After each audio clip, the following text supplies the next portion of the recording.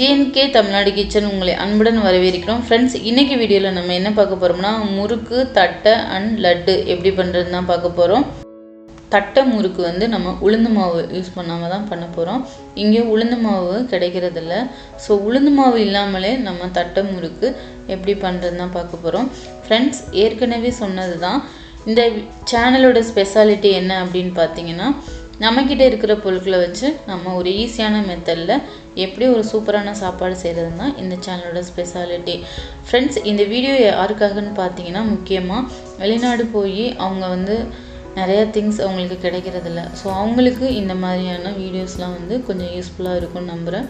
So மறக்காமல் உங்களுடைய friends, சொந்தக்காரங்க இவங்களுக்கெல்லாம் வந்து ஷேர் பண்ணிங்கன்னா அவங்களுக்குலாம் இந்த வீடியோ யூஸ்ஃபுல்லாக இருக்கும். ஸோ சப்ஸ்கிரைப் பண்ணாதவங்க எங்கள் சேனலை சப்ஸ்கிரைப் பண்ணிக்கிறீங்க. வாங்க வீடியோக்குள்ள போகலாம்.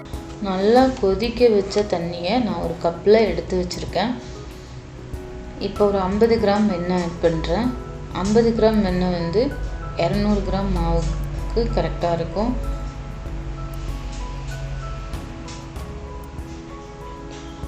இப்போ வெண்ணெய் உருகிட்டுருக்கட்டும். இப்போ மாவு ரெடி பண்ணிடலாம். நான் ஒரு 200 கிராம் அரிசி மாவு, சாதாரண இடியாப்பத்துக்கு எடுக்கிறோம்ல அந்த அரிசி மாவு எடுத்துருக்கேன். 1 டீஸ்பூன் அளவு உப்பு, 1 டீஸ்பூன் எள்ளு, 1/4 டீஸ்பூன் சீரகம். சீரகம் வேணும்னா நீங்கள் போட்டுக்கலாம், இல்லைனா ஸ்கிப் பண்ணிக்கலாம். 1/4 டீஸ்பூன் மிளகாய்த்தூள், கொஞ்சமாக சூடு பண்ண ஆயில் ஆட் பண்ணிக்கலாம். அவ்வளோதான். இப்போ நம்ம எல்லாத்தையும் ஒரு கரண்டி வச்சுட்டு நல்லா மிக்ஸ் பண்ணி விட்டுறலாம். இப்போ நான் ஏற்கனவே சுடுதண்ணியில் ஆட் பண்ண வெண்ணெயை வந்து இதில் வந்து சேர்த்துடலாம். இப்போ ஒரு கரண்டி வச்சுட்டு நம்ம வந்து இடியப்ப மாவு வந்து பிசைவோம்ல அந்த மாதிரி நம்ம பிசைஞ்சு எடுத்துக்கலாம். இப்போ நம்ம வந்து மாவு பிசைஞ்சு எடுத்தாச்சு. ரொம்பவும் தண்ணி ஆட் பண்ணிடாமல் கொஞ்சம் கெட்டி பதத்துக்கு மாவு பிசைஞ்சுக்குங்க. இப்போ ஒரு குழலில் நம்ம முறுக்கு புனிற இந்த மாதிரி ஸ்டார் மாதிரி இருக்கிற தட்டு எடுத்து வச்சுட்டு நம்ம எண்ணெய் தடவிட்டு குழலில் இப்போ நம்ம முறுக்கு மாவை உள்ளே வச்சிடலாம்.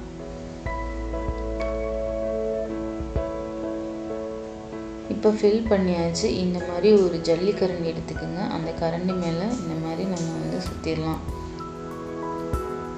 அவ்வளோதான். கொஞ்சமாக மாவு விட்டுட்டு எண்ணெய் சூடானதும் இப்போ நல்லா எண்ணெய் சூடாயிடுச்சு. இப்போ முறுக்கு இதில் போட்டுடலாம். இதே மாதிரி நம்ம ஒன்று ஒன்றா புழிஞ்சு எண்ணெயில் போட்டுடலாம். ஸோ மாவு பாருங்கள், சூப்பராக வருது.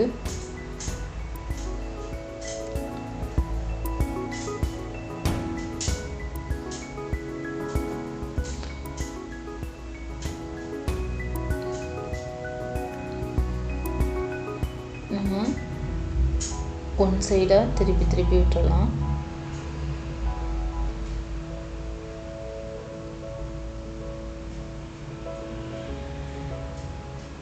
அவ்வளோதான். லைட்டாக வந்து கொஞ்சம் வந்து கலர் மாறணுன்னு நம்ம வந்து முறுக்கு எடுத்துடலாம். அவ்வளோதான். நமக்கு இப்போ வந்து முறுக்கு ரெடி ஆயிடுச்சு.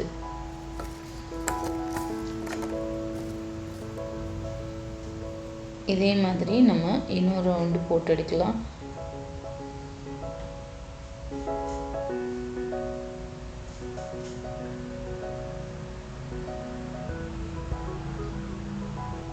லைட்டாக கலர் மாறிடுச்சு. நம்ம இப்போ எல்லாத்தையுமே எடுத்துடலாம். அவ்வளோதான். நம்ம முறுக்கு எப்படி பண்ணுறதுன்னு பார்த்தோம். நெக்ஸ்ட்டு நம்ம தட்டை எப்படி பண்ணுறதுன்னு பார்க்கலாம்.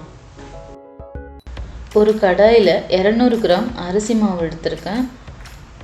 இடியாப்பத்துக்கு யூஸ் பண்ணுற மாவு. 2 டீஸ்பூன் கடலை மாவு ஆட் பண்ணுறேன். உளுந்து மாவு இல்லாததுனால நான் கடலை மாவு ஆட் பண்ணுறேன்.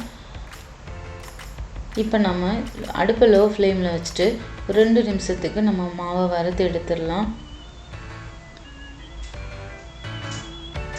இப்போ இதை வேறொரு பாத்திரத்துக்கு மாற்றி எடுத்துக்கலாம்.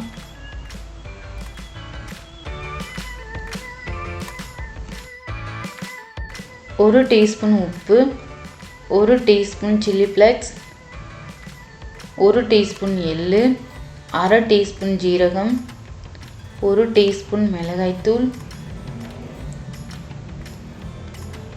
ஒரு கரண்டி கடலைப்பருப்பு, நான் ஏற்கனவே கொண்டக்கடலை ஊற வச்சு அதுலேருந்து கடலைப்பருப்பு எடுத்திருக்கேன். ஒரு கைப்பிடி அளவு வேர்க்கடலை தூள் எடுத்தது. இப்போ எல்லாத்தையுமே நம்ம மிக்ஸ் பண்ணிடலாம்.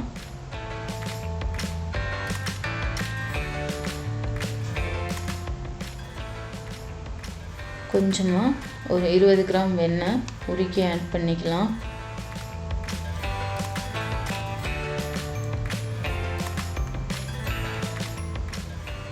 சூடு பண்ண எண்ணெய் கொஞ்சம் ஆட் பண்ணிடலாம்.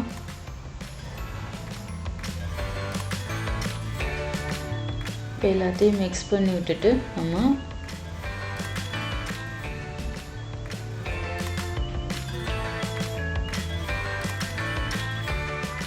நார்மல் தண்ணி வச்சுட்டு நம்ம மாவு பிசைஞ்சு எடுத்துடலாம்.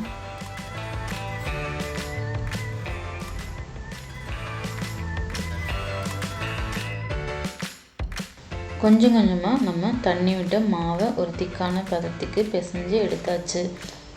லாஸ்ட்டாக கொஞ்சமாக எண்ணெய் விட்டுறலாம். அப்போ நமக்கு கையில் ஒட்டாமல் தட்டுறதுக்கு ஈஸியாக இருக்கும். உங்கள்கிட்ட வாழை இலை இருந்தால் எடுத்துக்கோங்க. நான் வாழை இலை இல்லாதனால பிளாஸ்டிக் கவர் எடுத்திருக்கேன். இப்போ சின்னதாக ஒரு உருண்டை எடுத்துகிட்டு இந்த மாதிரி தட்டிக்கலாம். நம்ம தட்டும்போது கொஞ்சம் திக்காக இல்லாமல் தின்னாவே தட்டிக்கலாம். நான் ஏற்கனவே முறுக்கு முழிஞ்ச எண்ணெயில் தான் இப்போ நான் தட்டையும் பண்ண போகிறேன்.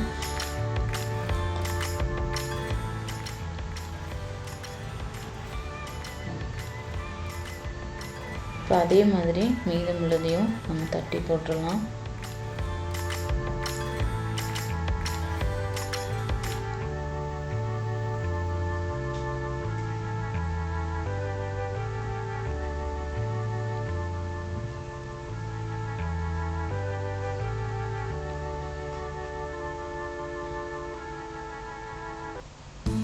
அடுப்பை கொஞ்சம் நார்மல் ஃப்ளேம்லேயே வச்சுக்கோங்க. ஏன்னா கொஞ்சம் வேகிறதுக்கு தட்ட டைம் எடுக்கும்.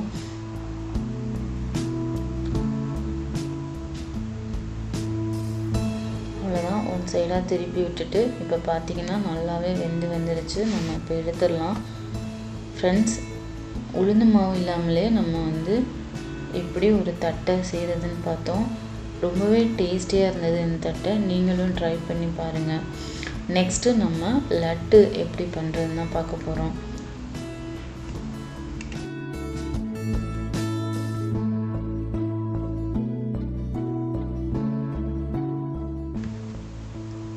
லட்டு பண்ணுறதுக்கு 200 கிராம் கடலை மாவு எடுத்திருக்கேன். 1/4 டீஸ்பூன் உப்பு, கொஞ்சமாக வெண்ணெய். இப்போ வெண்ணெயும் மாவையும் நம்ம பிசைஞ்சு எடுத்துக்கலாம். நல்லா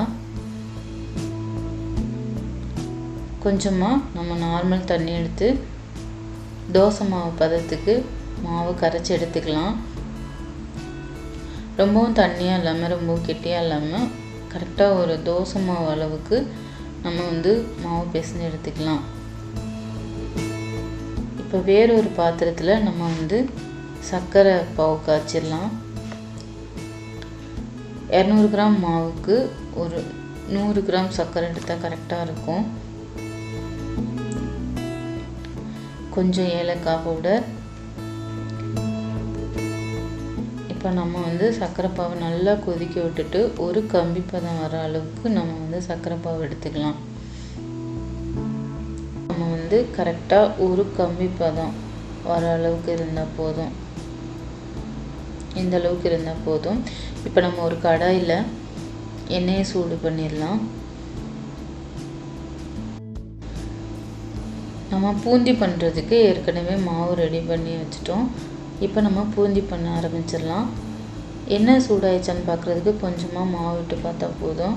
இப்போ எண்ணெய் சூடாயிருச்சு, நம்ம பூந்தி போட ஆரம்பிச்சிடலாம். இந்த மாதிரி ஜல்லிக்கரண்டி எடுத்துகிட்டு நம்ம கொஞ்சம் கொஞ்சமாக அதில் மாவு விடலாம்.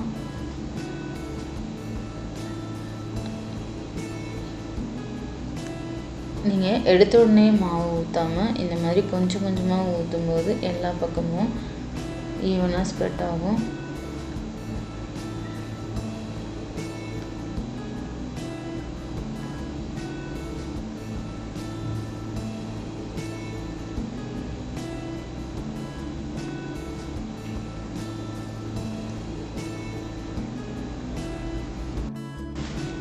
நம்ம லைட்டாக கரண்டி வச்சுட்டு லைட்டாக திருப்பி விட்டுட்டு இருக்கலாம் எல்லா பக்கமும் வேகிறதுக்கு.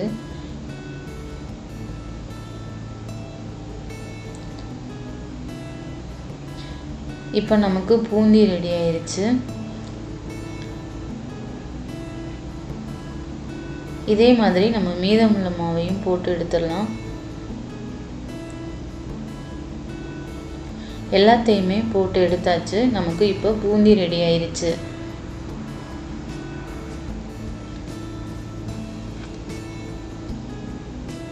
இப்போ நம்ம எடுத்து வச்சிருக்க பூந்தியை ஜீரால ஆட் பண்ணிடலாம்.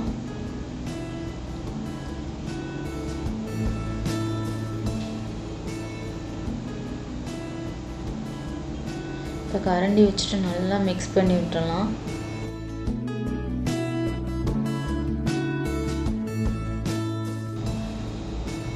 இப்போ நம்ம பூந்தியை ஜீரால ஒரு 20 நிமிஷத்துக்கு நல்லா ஊற விட்டுறலாம்.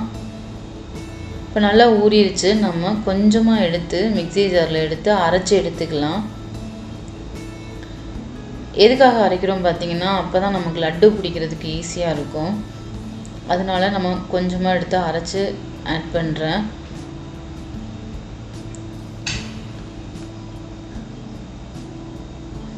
லாஸ்ட்டாக கொஞ்சமாக நெய் ஆட் பண்ணிக்கலாம். இப்போ கொஞ்சம் முந்திரி ஆட் பண்ணிடலாம். எல்லாத்தையுமே மிக்ஸ் பண்ணி விட்டுறலாம். மிக்ஸ் பண்ணி விட்டுட்டு நம்ம இப்போ லட்டு பிடிக்க ஆரம்பிச்சிடலாம். கொஞ்சமாக மாவு எடுத்துட்டு நம்ம இப்போ லட்டு பிடிச்சிடலாம்.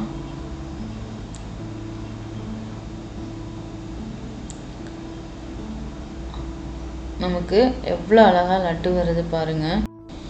இதே மாதிரி நம்ம மீதமுள்ள மாவுலையும் லட்டு பண்ணிடலாம். இப்போ நமக்கு லட்டு ரெடி ஆயிடுச்சு. ஃப்ரெண்ட்ஸ், ரொம்பவே ஈஸியான மெத்தடில் லட்டு எப்படி பண்ணுறதுன்னு பார்த்தோம். தட்டை முறுக்கு லட்டு எப்படி பண்ணுறதுன்னு இந்த வீடியோவில் பார்த்தோம். ஃப்ரெண்ட்ஸ், வருகின்ற தீபாவளிக்கு இந்த வீடியோ ரொம்ப யூஸ்ஃபுல்லாக இருக்குன்னு நினைக்கிறேன். மறக்காமல் எங்களோட சேனலை சப்ஸ்கிரைப் பண்ணிக்கிங்க. அப்படியே உங்களுடைய ஃப்ரெண்ட்ஸுக்கு ஷேர் பண்ணி சப்ஸ்கிரைப் பண்ண சொல்லுங்கள். பெல் ஐக்கானை கிளிக் பண்ணி ஆல் ப்ரெஸ் பண்ணிக்கிங்க. அப்போ தான் நாங்கள் போகிற வீடியோ எல்லாமே நோட்டிஃபிகேஷனாக வரும். நன்றி.